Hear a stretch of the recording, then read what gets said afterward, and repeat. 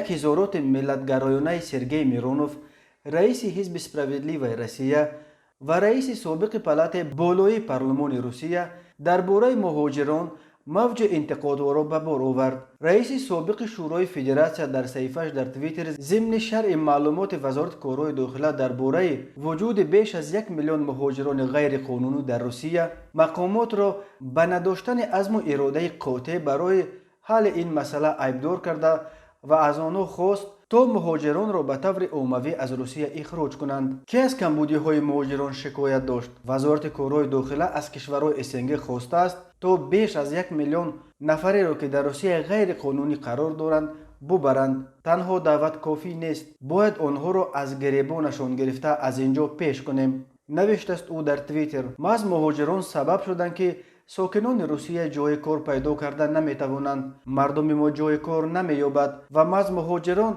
بیشتر از همه سبب این میشوند.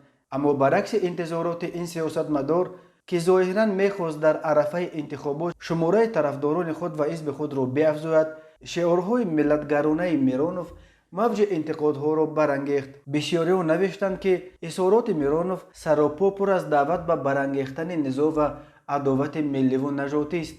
دعوت‌های میرونوف به اخراج عمومی مهاجران غیر قانونی از روسیه در حال صدا می‌دهد که روز 16 اپریل معاون اول وزیر کارهای داخلی روسیه الکساندر گاراوی در جلسه مجمعی بین پارلمانی کشورهای اسنگ از مقامات این کشورها دعوت کرد که تا 15 ایون مهاجران غیر قانونیشان را از روسیه بیرون بکشند، وگرنه روسیه مجبور می شود که دست به چاره‌های جوابی زده حتی مرزهایش را ببندد. بنا به آمار وزارت کارهای داخلی روسیه در حال حاضر در قلمرو این کشور بیش از 1,000,000 از شهروندان کشورهای اسنگ از جمله 247,000 شهروند تاجیکستان غیر قانونی قرار دارند.